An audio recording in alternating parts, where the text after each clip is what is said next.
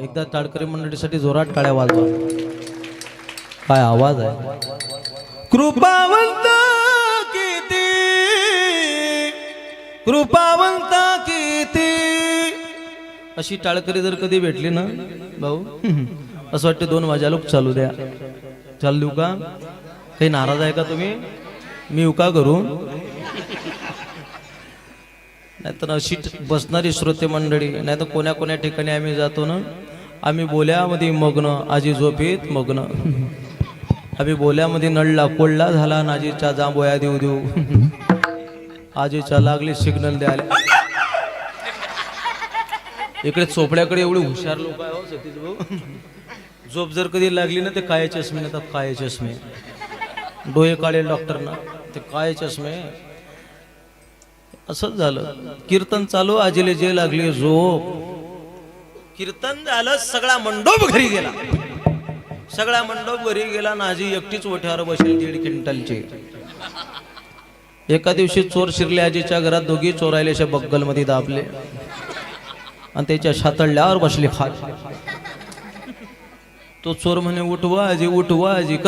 कशी उठव रे म्हणे. नातवाला सांगले म्हणे पप्प्या पप्प्या पप्प्या पप्प्या पप्प्या जाय म्हणे, पोलीस आले आण बोलून. पप्प्या बाहेर गेला.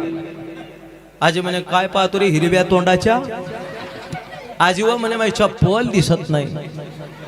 तो खाली पडेल. चोर म्हणे बापा माई घेऊन जाय रे. पण हे ओझ उतर गड्या 1.5 क्विंटलची आजी. आणि आजीले सण झोप लागली कीर्तनामध्ये. काया चष्मा लावेल कीर्तनकाराली, समजना आजी झोपेला की जागी आहे.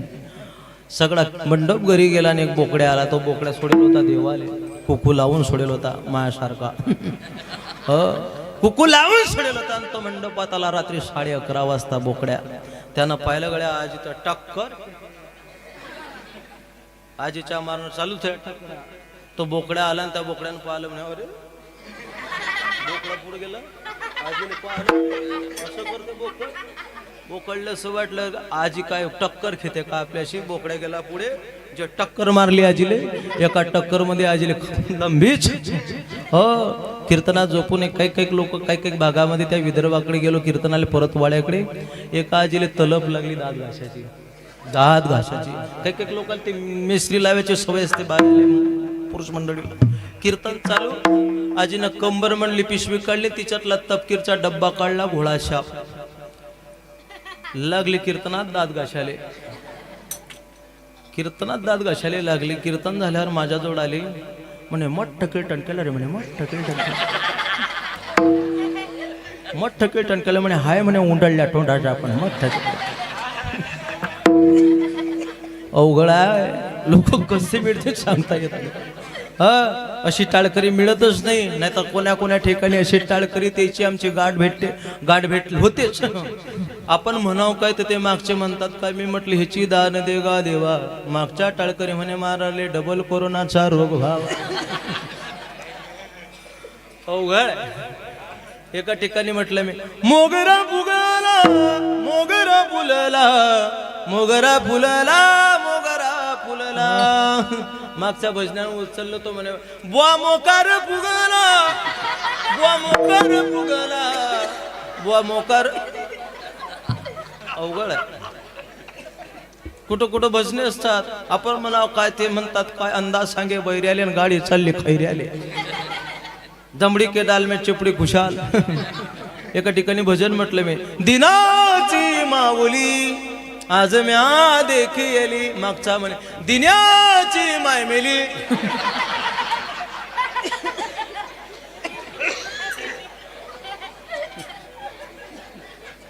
म्हटलं भाऊ तो विना घेऊन माझ्या डोक्यात मार आता. तो विना घे डोक्यात मार म्हटलं माझ्या. एक तर म्हणे बुवा छाला म्हणे आपल्याकडे फराळ आहे म्हणे आज. फराळ आहे म्हणे बुवा आपल्याकडे आज. जे फुल भरवला बुवाले म्हणे बुवा खाली बसले तर साबुदाणा वरे उठले तर म्हणे दुधाचा गिल्लास आहे.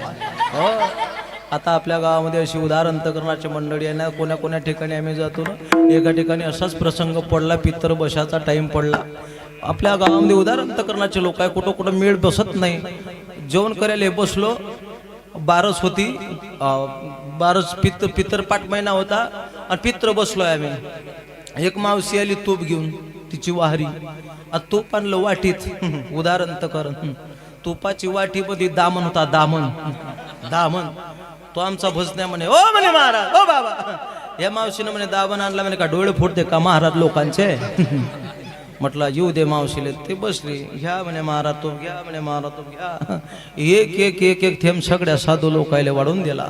मी म्हटलं इकडे खाऊ. म्हटलं ताई तुमच्याकडे म्हशी किती? म्हणे 16. म्हटलं मग तूप एवढं एक थेंब? म्हणे महाराज खासन तर खा, नाही तर उठा. म्हटलं अहो, म्हटलं असं कसं काय? म्हणे माझ्या याच्यापेक्षा तर माझी सासू चांगली वाढते. म्हटलं सासूली बोलवा. म्हटलं याच्यापेक्षा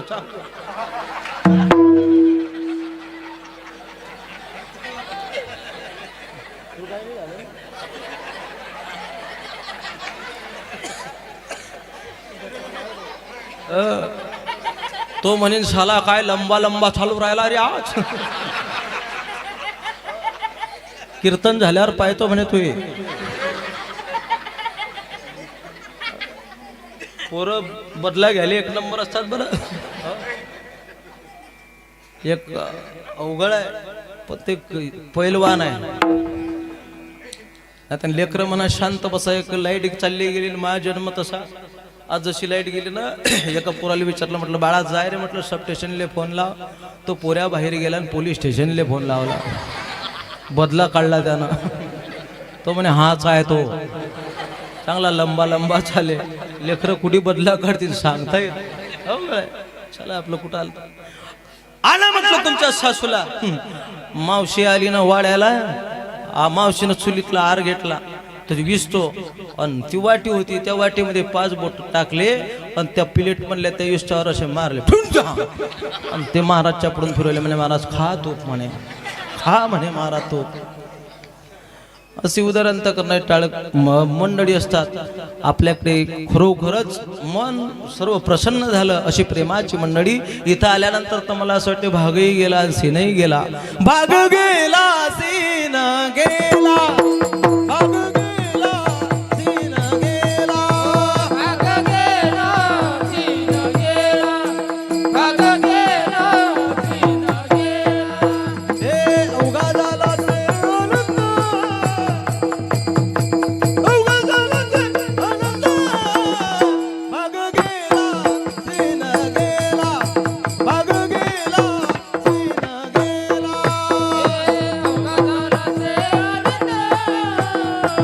अवघा झाला ते आनंद, भाग गेला सीन गेला, भाग गेला सीन गेला. भाग गेला सीन गेला, अवघा झाला से आनंद. तुमच्या सारख्या मायबापाला बघून भागही गेला सीनही गेला. खरोखरच उदाहरण करण्याचे मंडळी आहे. छत्रपती शिवरायांच्या या महाराष्ट्रामध्ये तुमचा आमचा जन्म झाला. म्हणावं लागलं माऊली नंतर समाधी नाही, तुकोबारायनंतर वैकुंठ नाही, बालगंधर्वानंतर गाणं नाही. अरे कर्णानंतर उदारता नाही, मेघानंतर औदार्य नाही, साधू नंतर कृपा नाही, रामासारखा मुलगा नाही, राजा दशरथासारखा बाप नाही, गीतेसारखा ग्रंथ नाही, रामकृष्ण हरी सारखा मंत्र नाही, साधू नंतर कृपा नाही, आई नंतर प्रेम नाही, बापानंतर महाराज म्हणता शाबासकीची थाप भेटत नाही, आणि या मानव देहानंतर दुसरा कुठलाच चांगला देह नाही. असा अनमोल किमतीचा देह तुम्हा आपल्याला मिळाला. महाराज म्हणतात त्याचं चिंतन करण्यासाठी त्या भगवंताचे उपकार आहे तुमच्या आमच्यावरती, की त्या भगवान परमात्म्याने एवढा मोठा सोहळा बघण्यासाठी तुम्हा आपल्याला जिवंत ठेवलंय. त्या भगवंताचे उपकार आहे.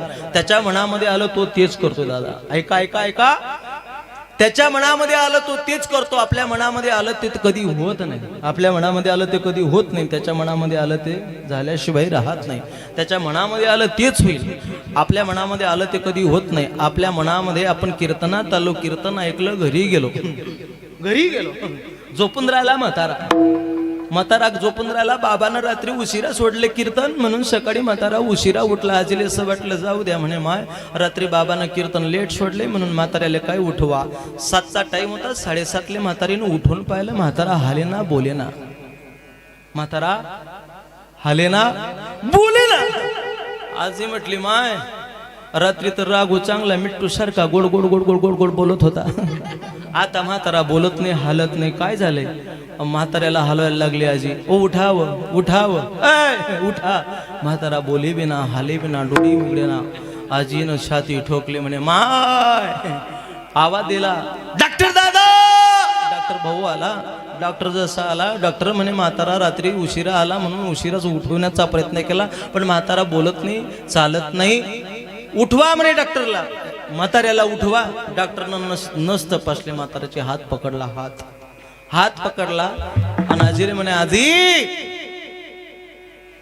आजी नुसती मटमट मटमट डॉक्टरकडे पाहायला लागली. म्हणे काय म्हणते माय? आजीनं असं तोंड केलं. म्हणे बोल ना म्हणे डॉक्टर.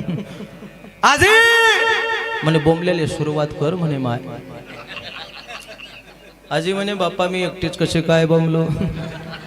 डॉक्टर म्हणे कीर्तनातल्या बाया घेऊन जाय, पण बोंबलेली सुरुवात कर. अरे झोपणं आपल्या हातात आहे दादा, पण उठवणं परमात्म्याच्या हातात आहे. आपण कितीही आपल्या मनामध्ये आलं तसं होत नाही. त्याच्या मनामध्ये आलं ते झाल्याशिवाय राहत नाही. उसकी जी में आया तो डाकू को वाल्मीकि बना देता है, नहीं तो विश्वमित्र जैसे ऋषि को मेनका के पीछे भगा देता है. कसौटी भक्तों की लेता है, जिद्दों को डुबाता है, मुर्दों को तैराता है. राजा हरिश्चंद्र को 2 मन सोने के लिए अपनी पत्नी बेचनी पड़ती है. दरिद्री सुदामा को सोने की नगरी मिला देता है. अरे खुद का बाप था दशरथ वहाँ नहीं था, जटायु को मांडी देता था. धनुर्धारी कर्ण को सुलभा देता है. मुर्दे सचितानंद बाबा को खड़ा कर देता है. जनाबाई को सुई नहीं आता, नहीं तो 5 वर्ष के ध्रुव बाल को भक्ति प्रदान कर देता. बली को जाना था वैकुंठ, लेकिन भेज दिया पाताल. म्हणून ती जनाबाई भगवंताच्या रावडात गेली. पदर कसला कमरेला आणि त्या विठ्ठलाला म्हणते, विठ्ठला अरे विटेवरती उभा आहे, तू जगाचा बाप आहे, तुझ्या दरबारातला न्याय मोठा उलटा आहे माय बापा, तुनं गलत केलं. काय ग? अरे पुण्यवंत पाताळ लुकी नेला.